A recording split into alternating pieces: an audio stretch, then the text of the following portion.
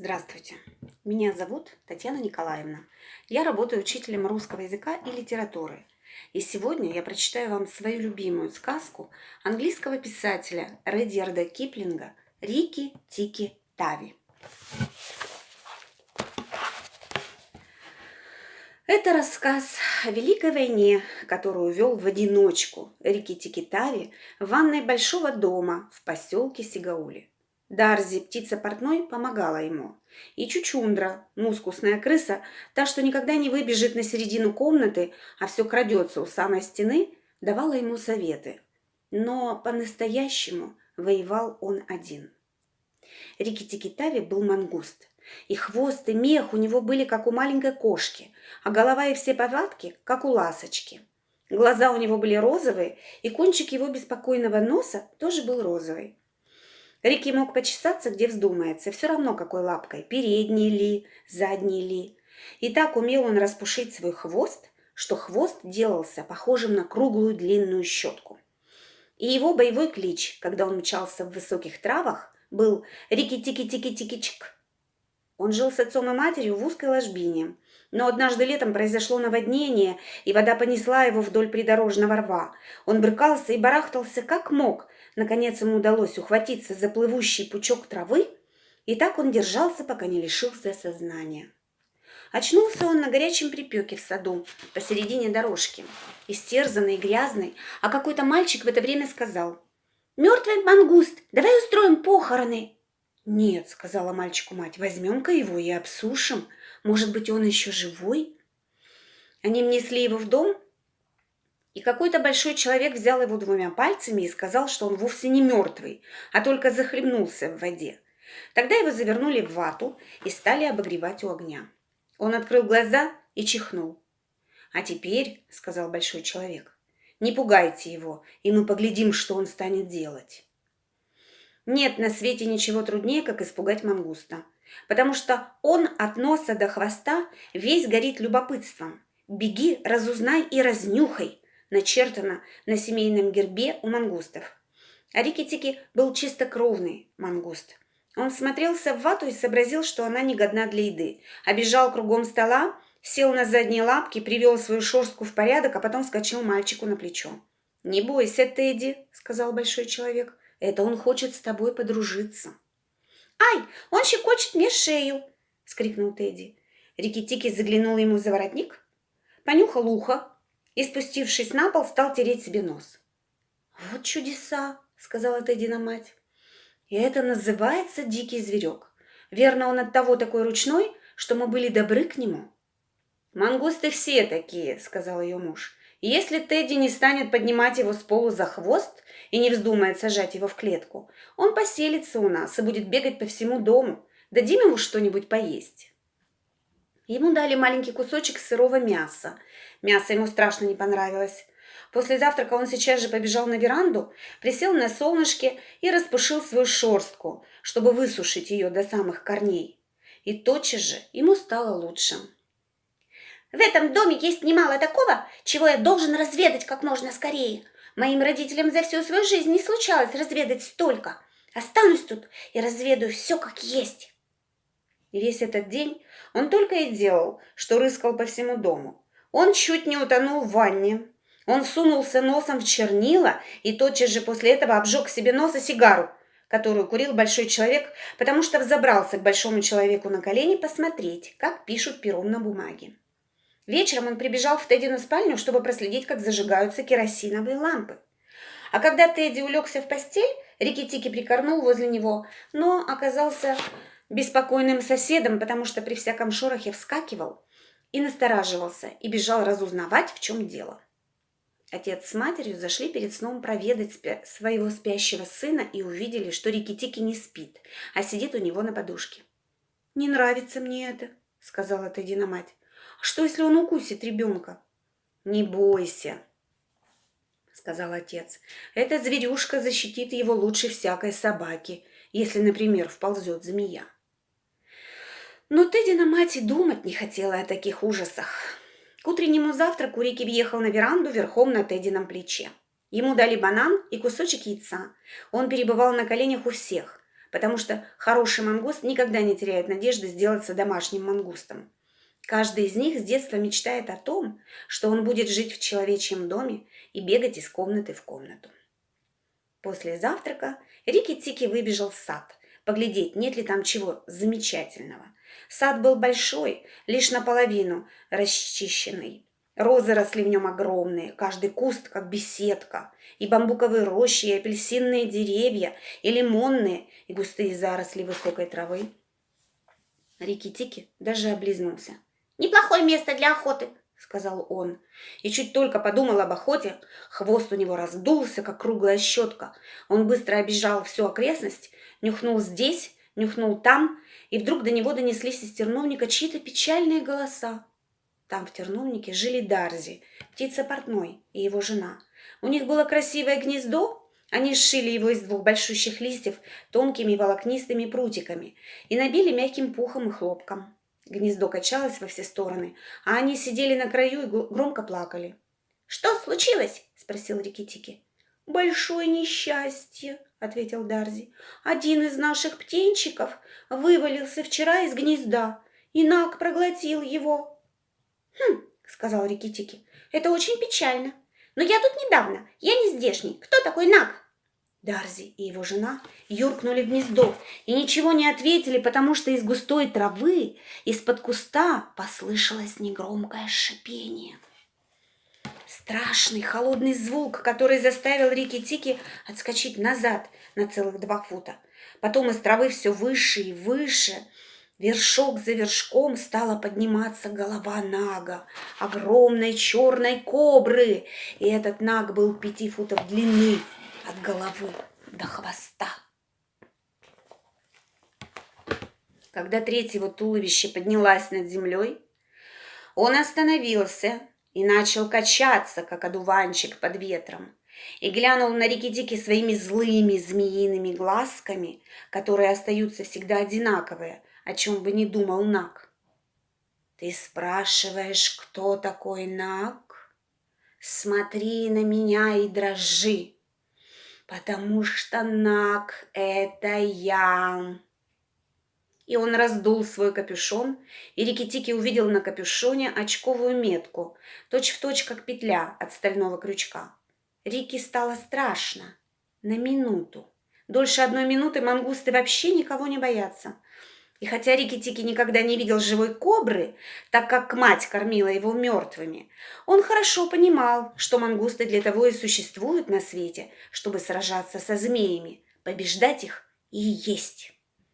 Это было известно и Нагу, и потому в глубине его холодного сердца был страх. «Ну так что?» – сказал Рикки-Тикки, и хвост у него стал раздуваться опять.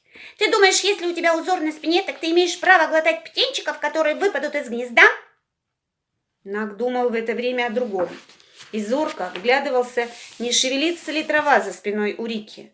Он знал, что если в саду появились мангусты, значит и ему, и всему змеиному роду скоро придет конец. Но теперь ему было нужно усыпить внимание врага, поэтому он чуть-чуть нагнул голову и, склонив ее на бок, сказал: «Давай поговорим. Ведь птичьи яйца ты ешь, не правда ли? Почему бы мне не полакомиться птичками?» «Сзади, сзади, оглянись!» – пел в это время Дарзи. Но Рикки-Тикки хорошо понимал, что пялить глаза уже некогда. Он подпрыгнул как можно выше и внизу под собой увидел шипящую голову Нагайны, злой жены Нага. Она подкралась сзади, покуда Наг разговаривал с ним, и хотела прикончить его. Она оттого и шипела, что Рикки ускользнул от нее. Подпрыгнувший Рикки бухнулся к ней прямо на спину, и будь он постарше, он знал бы, что теперь самое время прокусить ее спину зубами. 1 укус и готово. Но он боялся, как бы она не хлестнула его своим страшным хвостом. Впрочем, он куснул ее, но не так сильно, как следовало, и тотчас же отскочил от извивов хвоста, оставив змею разъяренной и раненой. «Гадкий, гадкий Дарзи!» — сказал Наг и вытянулся вверх сколько мог, чтобы достать до гнезда, висевшего на терновом кусте. Но Дарзи нарочно построил свое гнездо так высоко, чтобы змеи не достали до него, и гнездо только качнулось на ветке. Рикки-Тикки чувствовал, что глаза у него становятся все краснее и жарче. А когда глаза у мангуста краснеют, это значит, он очень сердит.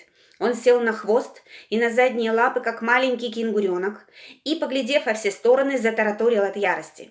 Но воевать было не с кем. Нак и Нагайна юркнули в траву и исчезли. Когда змее случится промахнуться, она не говорит ни единого слова и не показывает, что она собирается делать. Рикки-Тикки даже не пытался преследовать врагов, так как не был уверен, может ли справиться с обоими сразу. Он побежал рысцой по направлению к дому, сел на песчаной тропинке и глубоко задумался. Да и было о чем. Когда тебе случится читать старые книги о разных животных, ты прочтешь, будто ужаленный змеей мангуст тотчас же убегает прочь и съедает какую-то травку, которая будто бы лечит его от укуса. Это неверно. Победа мангуста над коброй в быстроте его глаз и лап. У кобры укус, у мангуста прыжок. И так как никакому глазу не уследить за движением змеиной головы, когда она хочет ужалить, этот прыжок мангуста чудеснее всякой волшебной травы. Рикки-Тикки хорошо понимал, что он еще молодой и неопытный. Оттого ему было так радостно думать, что он изловчился увильнуть от нападения сзади.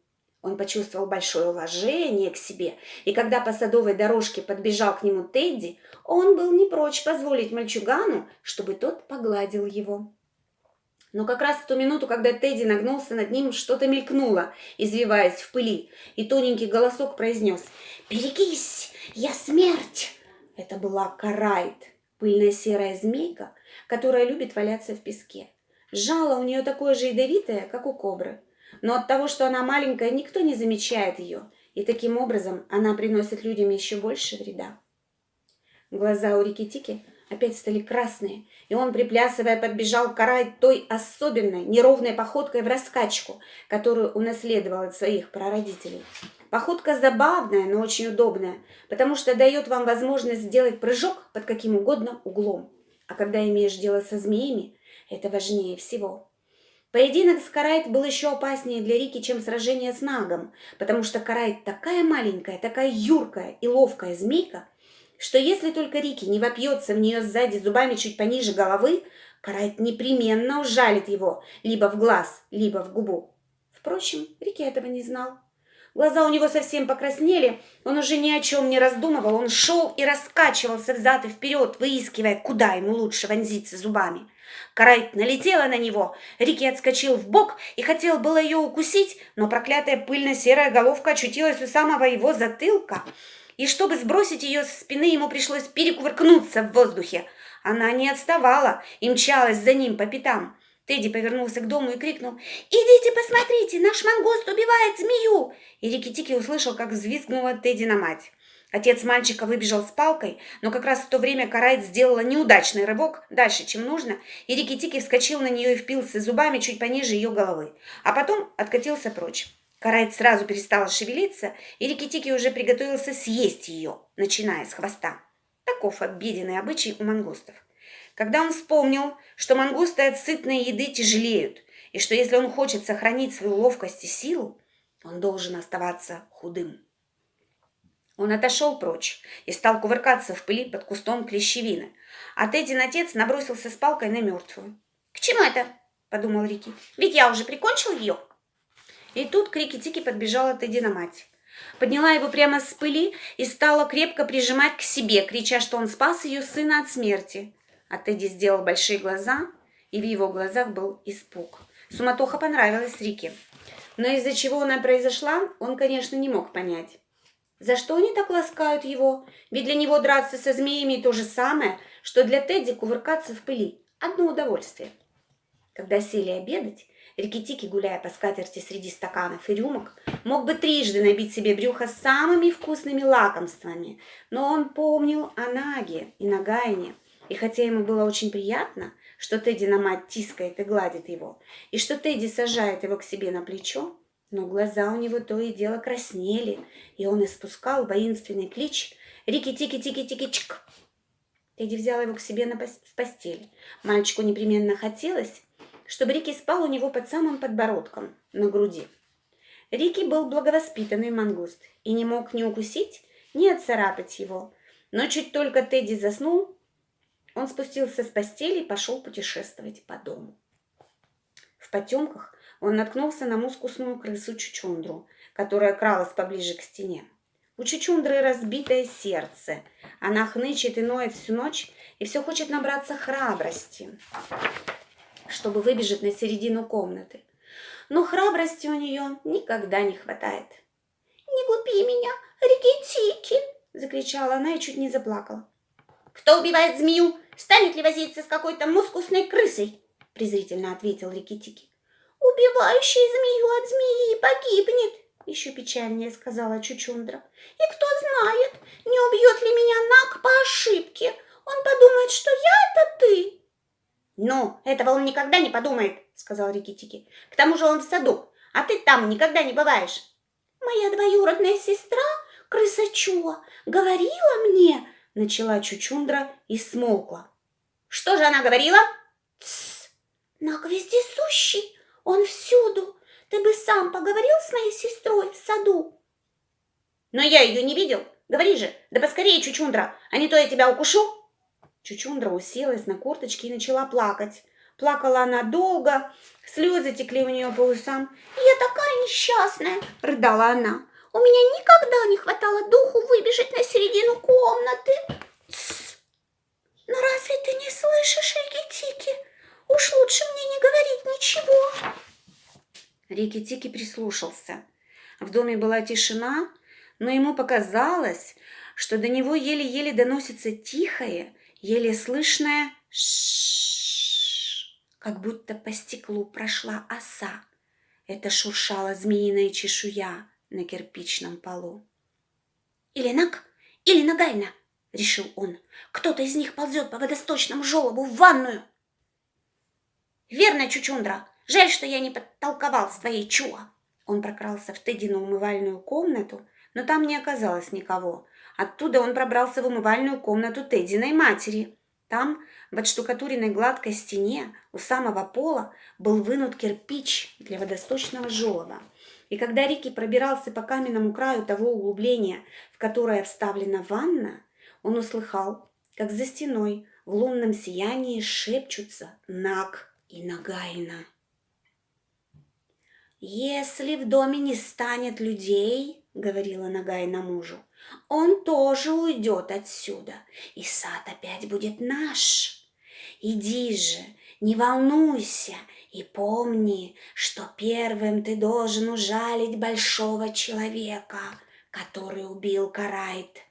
А потом возвращайся ко мне, и мы вдвоем прикончим Рикки-Тикки.